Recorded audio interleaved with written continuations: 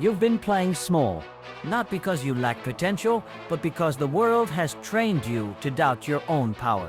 You weren't born hesitant, you were made that way. Slowly, subtly. You were taught that confidence was arrogance.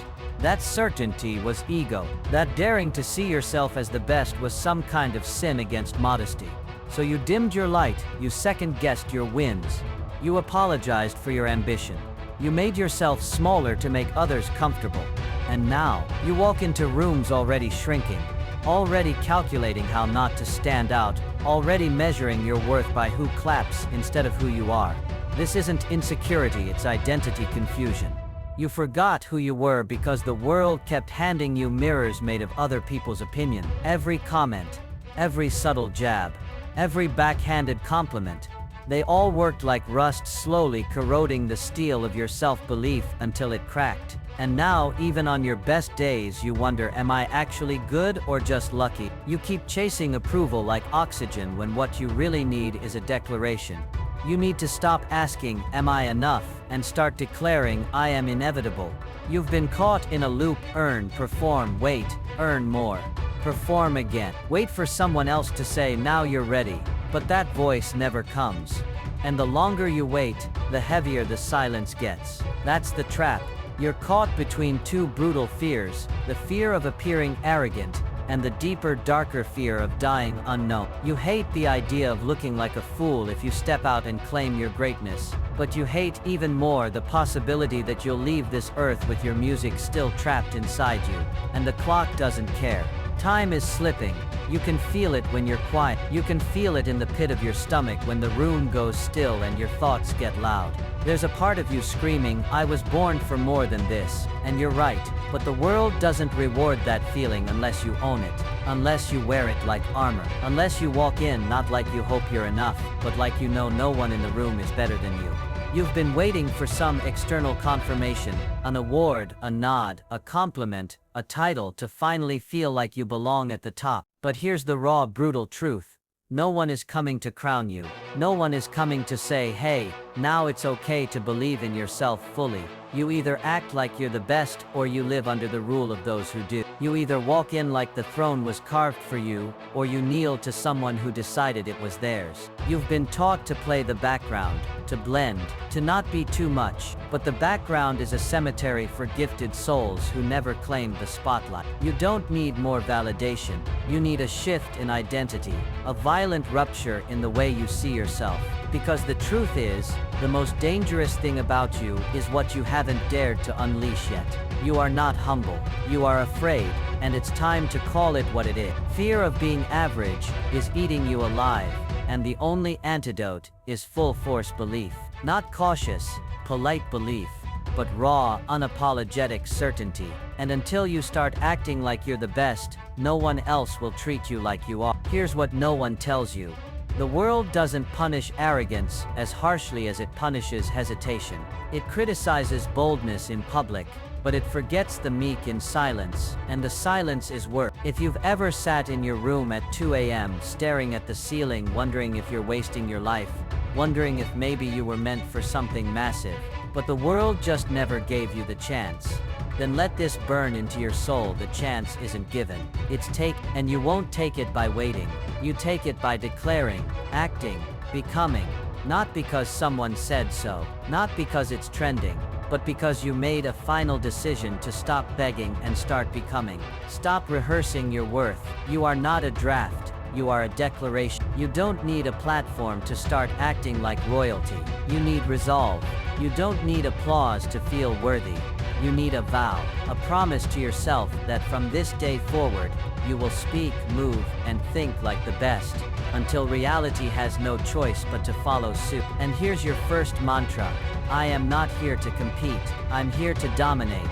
Say it again, out loud, because until your subconscious hears you, nothing changes. So how do you break free? How do you snap the rusted chains of a mind trained from childhood to look down instead of ahead? To defer, to wait, to question your own strength every time you feel it rise? The answer isn't external. It's not found in a new book, a better coach, or some algorithm that finally unlocks your potential. No, the answer is internal, brutal, simple. You don't fake confidence. You forge it. You don't wait to feel like the best, you act like the best before the world believes you. That's the real shift. It's not some light motivational adjustment. It's not putting on a suit and hoping your posture hides the fear. I'm talking about an identity transplant, a decision so deep that it splits your life into two timelines, before and after. Before, you waited. After, you walked like you already won. You stop chasing acceptance, and you start walking with command. You stop echoing the room, and you start setting the tone. You start acting like you are the best. Not because the scoreboard says so, but because you've declared it true with the full force of your being. Not someday, now.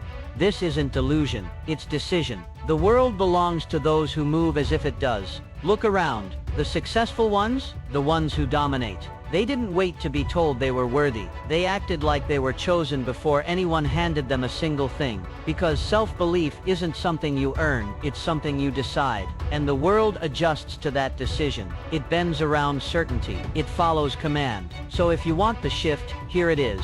Stop seeking permission. Start embodying conviction, not just in moments of hype, but in your walk, your tone, your stillness. Even your silence becomes a statement when you believe you're the center of gravity. And if you need proof this shift works, let's talk about a man who mastered it before he ever had the titles to match, Muhammad Ali. He didn't tiptoe his way into greatness. He declared it. I am the greatest, he said, loud, unapologetic. He said it before the belts, before the records, before the world could even comprehend that kind of self-belief. And because he said it with such force, he made it real. That's the power of acting as if. Ali didn't wait for applause, he moved in a way that demanded it. He didn't fake confidence. He created a new paradigm for what greatness looked and sounded like. He acted like a king before they gave him the crown, and the world, stunned by the audacity, had no choice but to agree. And Ali isn't alone. Go further back, Napoleon Bonaparte, a man born without nobility, raised without favor. He was nothing on paper, but in his mind, he was already emperor. He walked, spoke, and strategized like history was watching, because he believed it was. He once said, if I had not been born, someone like me would have to be invented. That's not arrogance. That's destiny turned into dialogue. Napoleon didn't step into power, he imposed himself on it. He made his presence non-negotiable, because that's what happens when you act as if the future already belongs to you. Even when he was exiled, even when his empire crumbled, his name echoed louder than most kings still sitting on their thrones. That's not luck. That's psychological supremacy. That's the reward of internal royalty. Now let's step into the modern era. Steve Jobs, a man who wore black turtlenecks and moved with the intensity of a revolutionary. He was fired from his own company, publicly humiliated, left out of the empire he created. Most people would have folded, shrunk, let the world tell them they peaked. Not Jobs. He moved like a king in exile. He behaved like the throne was simply misplaced, not removed. And eventually the world caught up. Apple didn't just bring him back, they begged him to return. Why? Because he never dropped the crown. His mind never let go of the certainty. He wasn't waiting for redemption. He was already acting as if he never lost. And that mindset, that psychological resilience, it didn't just rebuild a brand, it redefined a generation. So now the question turns to you. You've seen the proof. You've heard the echoes of legends who lived this shift. Are you willing to make the same decision? Because that's all it is, a decision. Not a ceremony, not a promotion, a personal revolt against the smaller version of yourself you've been dragging through life. That hesitant you, that apologetic you, that maybe someday version of you, it has to die. Right now, you need to bury that identity so deep that no amount of doubt can resurrect it. You need to act as if you are the best. Not because you need to fool anyone, but because the world doesn't respond to reality, it responds to certainty. Understand this. Your body language is a language the universe understands. Your energy precedes your words. Your self-perception shapes how people see you before you speak. So what are you broadcasting? What are you silently teaching the world to believe about you? If you don't see yourself as the standard, no one else will. If you don't walk like a leader, speak like a visionary, and move like you've already won, then every room you walk into will treat you like background noise. So make the shift. Rewrite your code. Start behaving as if the world is already yours. Sit like it, speak like it, plan like it. Don't wait for success to feel worthy. feel worthy now, and let success be the byproduct. And if your mind rebels, if that old voice whispers, "Who are you to think like this?" you answer with calm, unshakable certainty, "I am the standard." You declare it in silence. You reinforce it in action. You tattoo it onto your presence, because confidence isn't taught, it's chosen. And here's the paradox. When you act as if you are the best, people either admire you or fear you, but they never ignore you. And that's all you need, because once the world notices you, once your presence carries undeniable force, your opportunities multiply. You don't chase them, they appear. Why? Because the world is a mirror. It reflects back what you project. Act like you're uncertain, and it hands you rejection. Act like you're inevitable, and it hands you respect. So start now, today, this hour, this minute. Begin walking like you're the one they wrote the rules for. Start thinking like your name will echo in rooms you haven't entered yet. Speak your truth with the calmness of someone who no longer needs agreement. That's the shift. You're not faking it. You're not being arrogant. You're remembering who you were before the world taught you to doubt. Act as if you are the best. And soon, no one will be able to remember a time when you weren't. You don't become unshakable by waiting. You don't arrive at confidence like it's a lucky draw. You build it. You hammer it into place. You forge it in the heat of internal battles that nobody else sees. It's not flashy. It's not loud. It's silent work. Ruthless discipline. A deliberate reprogramming of your inner world until you no longer hesitate, no longer explain, no longer ask. Because at the highest level of personal power, there is no asking.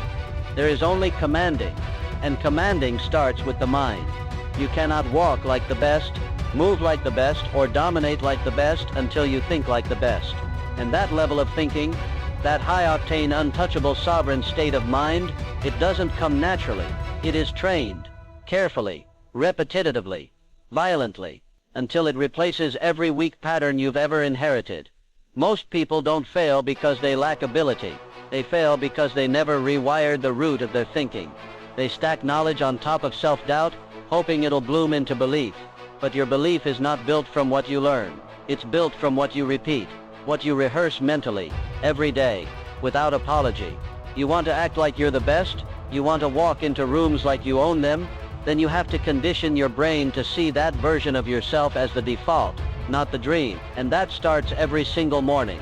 Before the world opens its mouth, before you scroll, check your phone, or give your energy away, you must declare who you are. Out loud, in private, in full authority. This isn't positive thinking. This is psychological dominance. I am the standard. I am power. I am the one they emulate. Say it. Again. And again. Because identity doesn't live in words, it lives in ritual. The mind doesn't believe what you say once. It believes what you say relentlessly. When you speak it with conviction and your actions match, your brain stops questioning and starts belonging. And that sense of belonging is the origin of all greatness. This is where Muhammad Ali became untouchable. He didn't chant, "I am the greatest" for show. He wasn't performing, he was programming. He conditioned his identity like an athlete conditions muscle over and over, until it replaced every other thought. That wasn't arrogance. That was armor. Mental armor that protected him when the world wanted him to doubt. That phrase rewired his nervous system. His physiology responded. His presence shifted. The declaration became a law of existence, not a slogan. And that's the level you need to reach, where your beliefs aren't reactions but blueprints, carved into your subconscious so deeply that no failure, no silence, no opposition can uproot them. And Ali isn't alone. Steve Jobs trained his mind through obsession, through brutal standards and uncompromising vision. He didn't need applause to believe in what he saw. He trusted the clarity of his imagination more than the noise of the market. His mind didn't wait for validation. It created value and let the world adjust. That mindset didn't come from luck. It came from mental rigor. He practiced rejection. He practiced isolation. He practiced solitude. And in that solitude, he refined the sharpest weapon a human can possess, unwavering clarity. You see, mental training is about more than confidence. It's about control. It's about mastering the voices inside your head before the voices outside can influence you. The average person lives reactively. They take in information, adapt to pressure, and question their value based on results. But the elite, the untouchable, they reverse the process. They start with belief, and that belief shapes the results. They don't wait to be ready. They decide they're ready and let the world catch up. That's what you're here to build, a mind that no longer takes instructions from circumstance. And then there's Napoleon Bonaparte, a man born with nothing but an iron mind. He wasn't bred for royalty. He wasn't chosen, but he acted as if destiny had already cast him as emperor. And eventually the world aligned with that internal script. Napoleon's mental edge wasn't just strategy, it was certainty. He didn't think like a man waiting for power. He thought like power already belonged to him. And when the mind believes that deeply, the body follows, the decisions follow, the world obeys. You want mental power? Start training your brain to obey you, every day. Non-negotiable. Visualize, rehearse, speak, write, move like you're already there. Walk into your day like a gladiator stepping into the arena, not because the crowd is cheering, but because you don't need their noise to validate your preparation. You become your own certainty. Here's how to do it. First, build your morning command ritual, not motivation. Command. 5 minutes. No phone. Eyes closed. Spine tall. Speak your vision aloud. Not what you want, what you are. I am the standard. I move with precision. I lead by example. Repeat until your cells respond. This isn't fantasy, it's wiring. You are reprogramming your neural patterns to reflect your new identity. Second, visualization, but not vague dreams. Vivid, brutal, precise imagery. See the moment you walk into the boardroom, the crowd, the tension. See your composure, your presence, your silence. Watch yourself dominate, not through noise but through energy. Practice it so often in your mind that when the moment arrives it feels like déjà vu. Third, emotional override drills. Train your brain to respond to adversity with dominance. When something goes wrong, when you feel resistance, you pause, breathe and declare, this is part of my design. You don't spiral, you don't shrink, you adjust with aggression. You learn to anchor your state not to comfort but to intention. And fourth, honor your word, to your ruthlessly. Every task you promise to do, do it. Every habit you commit to, build it. Not because the task matters but because your identity is listening. And every time you act in alignment with that identity, your brain reinforces belief. You become a self-sustaining belief system. And eventually, your confidence becomes so baked into your being that you don't even remember what doubt felt like. Because doubt dies in the presence of discipline. Remember, confidence doesn't wait for permission, it trains until permission is irrelevant. You don't rise to the level of your dreams, you fall to the level of your training. If you want to move through the world with that invisible force, where rooms shift when you walk in, where people listen before you speak, where your energy becomes a compass for others, then your mind must become a weapon, sharpened daily, calibrated under pressure, practiced with obsession. One day, someone will ask you how you became so composed, so clear, so powerful. They'll think it's natural, but you'll know the truth. You'll remember the mornings you sat in silence, drilling belief into your bones. The nights you repeated your mission until it echoed in your dream. You'll remember how you trained your mind like it was life or death, because it was. And when that moment comes, when they finally see what you've built, you won't gloat. You'll just nod, quiet, focused, and prepare for the next level. Because this isn't about becoming great. This is about becoming inevitable. Power without control is chaos. Confidence without composure is a ticking bomb. And you? You're not here to explode, you're here to command. Because real strength isn't loud, it's still, it's the quiet force in a room that says nothing shakes me. This is the fourth gate, emotional mastery. If you've done the mental training, then emotional control is where you cash the check. It's where your internal world stops reacting and starts ruling. And in the harsh silence of real life, when the results don't come fast enough, when the pressure breaks most people, you will stand unshaken. Because you've trained yourself to be calm in the fire. Understand this. Emotion is fuel. It either drives you or derails you. And most people, they let it drive them straight into failure. They react, they rage, they spiral. They let fear steer the wheel. Let doubt decide their next move. Let disappointment become their identity. But you must move differently. You must train your nervous system to obey your mission, not your mood. That's emotional mastery. Not the absence of feeling, but the ability to wield it like a sword. To stay cold when others get hot. To stay composed when the stakes rise. To pause, breathe, strike with precision, not panic.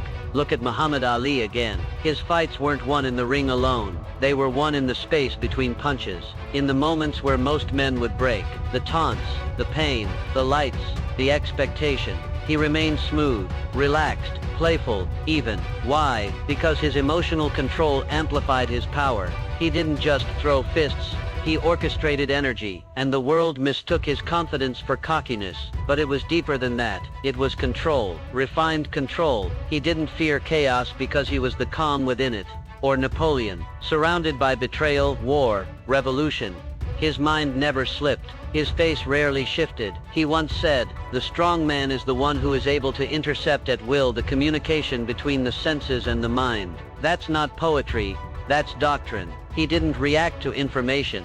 He processed, decoded, and then decided with a level of cold precision that made men follow him into fire. His emotional regulation wasn't natural. It was strategic. It made him unpredictable. And unpredictable leaders don't just survive, they dominate. You think Steve Jobs built Apple with vision alone? No, he wielded emotional tension like a sculptor. He created urgency, intensity, pressure, not to overwhelm but to extract brilliance. But here's the truth most won't tell you. He was also deeply emotional, sensitive, easily rattled in his early days, but he trained himself to hold the tension of big stakes, to sit in the unease, to lead through it. His emotional evolution is what transformed him from an erratic genius into a world-shaping force. That's what's required of you now, not to avoid emotion, but to dominate your responses, to choose stillness when others panic, to speak last but strike first, to smile under pressure. Because pressure is proof you're in the arena where most fear to play. Your emotions don't define you, your management of them does. Because while the crowd reacts, the leader decides. While the weak seek comfort, the powerful embrace intensity. You are not here to be coddled, you are here to become steel. So here's the drill. The next time you feel anxiety rising in your throat, you don't numb it. You notice it. You breathe through your nose, slowly, deeply. You anchor. You name the emotion. Not "I'm anxious, but I feel anxiety and I am observing it." That's separation. That's power. That's mastery. You are not your emotions. You are the commander of the vessel that feels them. And once you can stand inside the storm without being swept away, everything changes. People follow that. Rooms shift for that. That kind of control makes your presence unbreakable. Every challenge you face is a pressure chamber. It asks you one question: can you stay composed? When the email stings, when the call goes wrong, when the project fails, when the relationship ends, can you hold your energy like a general on the battlefield, unshaken, still breathing, still choosing? Because that's what separates amateurs from masters. Amateurs panic, masters pause. Here's a truth that'll slice through your excuses. The world is not testing your talent, it's testing your tolerance. Your emotional tolerance for stress, for delay, for disrespect, for doubt. And if you keep breaking under tension, you'll never rise. Because elevation isn't about more wins, it's about fewer emotional collapses. And here's the paradox. The more control you gain internally, the more freedom you gain externally. When your mood doesn't shift with the wind, people trust you. When you stay poised under pressure, opportunity finds you. Why? Because emotional mastery is magnetic. It draws respect. It creates gravity. The calmest person in the room always wins, because they see clearly while others are blinded by chaos. So let's talk practice. Every day test your cold showers, not for trend, but for trigger control. Public speaking, not for ego, but for edge. Silence, not for peace, but for presence. You must provoke your nervous system on purpose. That's how you expand your emotional range. That's how you turn discomfort into your default setting. And once you're comfortable being uncomfortable, you become untouchable. And when people ask how you remain so centered while everything else spins, you'll answer with a smile, "Because I trained for this." And you'll have walked through fire, not once, but repeatedly until your soul stopped flinching. You'll have developed a presence so grounded that even life's worst storms feel like passing weather. Emotional mastery is not the absence of pain, it's the refusal to hand your steering wheel over to it. In the end, your legacy will not be built by the days you felt good, it will be carved into stone by how you moved when you didn't. When your heart was broken, but your voice stayed steady. When the pressure mounted, but your execution never cracked. When the world pushed, but you stood still. Let's rise above the noise now, above ambition, above discipline, above even success. Let's ascend into the realm where most never look, legacy. Because if you're not thinking in decades, if your name isn't echoing beyond your lifespan, then you're still playing too small. This is the fifth chamber of transformation, legacy thinking, the shift from personal gain to permanent imprint. And you don't wait until the end of life to consider this. You begin now. Because the person who considers death early lives differently, operates with urgency, speaks with weight, moves with intention. You stop chasing temporary wins and start building immortal structures. You no longer ask, what can I get? You start asking, what will remain after me? That's legacy. That's purpose on fire. Let's be clear, legacy isn't about statues or biographies. It's about impact, about how deeply your fingerprints shape the world you'll never see. It's the stories they'll whisper about you when you're gone. It's the energy you inject into generations unborn. And for that to happen, you must think beyond self. You must detach from ego and plug into eternity. You have to become obsessed not just with results, but with resonance. You must craft a life that outlives you. Look again at the blueprint. Muhammad Ali didn't just win fights. He made the ring sacred. He turned boxing into theater, into poetry. He used his voice as a weapon for justice, not just fame. And that decision cost him everything. Title, fans, income. But because he anchored into legacy, not comfort, the world caught up. Long after his body slowed, his name still burned. Because his impact was bigger than gold. It was carved into history. Why? Because he chose purpose over pleasure, mission over moment. And then there's Napoleon, a name that echoes through time not just because he won battles, but because he changed the structure of nations. The Napoleonic Code still shapes legal systems across continents. He redefined military command, political strategy, civil structure. His life wasn't a candle, it was a wildfire. And whether loved or hated, he ensured one thing: he would not be forgotten. He lived not for applause, but for immortality. That's legacy thinking. You don't just play the game, you rewrite it. Steve Jobs, his fingerprint is on your phone, your screen, your interface with the world. Not because he wanted money, but because he wanted to redefine human interaction. He didn't care about quarterly profit.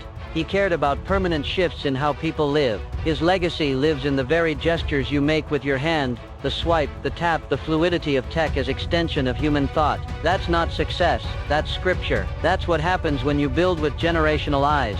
So let's bring this home. What are you building that will outlive you? What structures are you erecting that don't need your name attached to survive? Because when you build like that, when your presence shapes a standard that continues long after you leave the room, you become immortal by design. And that immortality, it doesn't come from fame, it comes from alignment, from living in such total congruence with your values, your discipline, and your voice, that every step you take teaches the next generation how to walk. Legacy thinking eliminates the distractions. It kills the petty. You stop chasing followers and start raising standards. You stop asking who noticed you and start asking who changed because of you. And suddenly your goals don't feel big enough. Your dreams feel like appetizers, because now you're not just thinking about winning, you're thinking about what survives you. Here's the truth most people can't stomach. Legacy demands sacrifice. It demands you do things now that will only be understood decades later. It demands solitude, pain, repetition, not because it's trendy, but because you're laying bricks for a house you'll never fully live in, but others will. And that is glory. To know that your pain today is someone else's shelter tomorrow, that your late nights will be someone else's early start, that your silence built the stage where others will speak freely. And don't confuse legacy with loudness. It's not about going viral, it's about going deep. It's the quality of your impact, not the quantity of your applause. A single conversation, delivered with fire, can echo in someone's soul for life. A single act of courage can ripple through generations. And when you live like that, when you decide to live like that, you stop needing validation. Because you're building something the world hasn't seen yet. You're building permanence. So now I ask you, what are you building that will still breathe after you're gone? What are you crafting with such precision that it continues moving forward long after you've stepped away? That's how legends are made, not in noise, but in impact. Not in fame, but in forever. You're not just here to succeed, you're here to leave a mark so deep the earth remembers your footsteps. This is the moment everything sharpens. The tempo slows, the lights dim, the camera pulls in. This is the final frame, the moment before the legend begins. And here you are, standing at the edge of the life you've known, with one foot in the present and one foot dangling over the future you could live. And now you decide, not tomorrow, not after more thinking, now. Because this whole time, the world hasn't been the enemy. Your environment, your critics, your setbacks, they've just been mirrors, reflections. They didn't define you, they exposed you. They revealed where your belief cracked under pressure, where your voice trembled instead of thundered, where you played backup singer to your own destiny. But not anymore. This is your pivot. This is your roar. Let me be direct. You've spent too long rehearsing your power, rewriting the script, trying to get it perfect before stepping on stage. But greatness doesn't wait for the lighting to be right. It kicks open the door. It enters uninvited. It doesn't apologize for taking up space. It claims it. You claim it. That version of you you've been postponing, that version that walks like thunder and speaks like prophecy, they don't show up because you feel ready. They show up because you decided they were real. Here's what the world fears most. Not your talent, not your skill, but your certainty. That terrifying calm in your eyes when you say no one is better than me, and mean it. Not out of arrogance, but out of alignment. Because you've trained. You've doubted and kept moving anyway. You've earned the right to act like the best. You've earned the right to walk like the storm follows you. And now, it's time to stop waiting to be seen. It's time to become the standard. Think of Al not just declaring he was the greatest, but living it so fully that the world changed its definition of greatness just to match him. Think of Napoleon. Not waiting to inherit thrones, but inventing empires. Think of Jobs building devices the world didn't even know it needed because he saw the future first. What do they all have in common? They stopped walking like men. They walked like legacies in motion. And now it's your turn. Walk like your bloodline depends on it. Speak like your voice rearranges the architecture of the room. Move like every breath carries a kingdom. Not because it sounds good, but because it's the truth. You are not here to be modest. You are not here to be tolerated. You are here to be felt, to be remembered, to be followed. Not because you chased attention, but because your presence made gravity jealous. And to those who still doubt you, let their doubt become distance, because your rise isn't for validation. It's for vengeance against the version of you that almost settled. The quiet one, the hesitant one, the one who thought maybe playing small would hurt less. Kill that version. Bury them in silence, and let the new you rise without apology. This is your moment. The final breath before the strike. The pause before the leap. The silence before the world gets louder with your name on its tongue. And when you walk forward, when you step fully into the identity you've been carving with sweat, solitude, and obsession, know this. No one is better than you, not because they aren't strong, but because you decided you're the storm they didn't train. Now the lights fade, the noise falls, and we go quiet because this part isn't meant for the surface. This part is for your subconscious, the part of you that decides who you are when no one is watching, the part that breathes your beliefs, that carries your identity, that obeys what's been repeated over and over until it becomes law. So let's embed this. Let's install the new code not just in your thoughts, but in your nervous system. Because the world you move through tomorrow will only reflect the world you accept internally tonight. And if you want your life to change, if you want your presence to become power, if you want to own the room the moment you step inside, it starts here, right now, in silence, in repetition, in programming. Close your eyes if they're not already closed. Breathe slowly, and hear me not as a voice through your speaker, but as your own voice speaking from a future that already exists. I am the standard. I am unshakable under pressure. I move like no one is better than me. I speak like my words bend the atmosphere. I act like the future is already mine. I lead, I rise, I remember who I am. There is no throne I don't belong on. There is no room that can contain me. I do not compete. I dominate. I am not becoming. I am not becoming. I am again. I am the standard. I am the storm. I am not waiting. I am already here. Let this play again tonight, and tomorrow night, and the next. Repetition rewires the self. Don't just hear these words, let them replace your old identity. Let them become your emotional default. Let them shape how you stand, how you speak, how you exist. Because belief isn't taught, it's installed, and you've just rewritten the system. So tonight, when your head hits the pillow, don't scroll. Don't wander, don't forget. Play this again. Let it burn in. Let it etch itself into your subconscious like scripture. And when you wake, move like someone who never again has to ask for power, because you are power.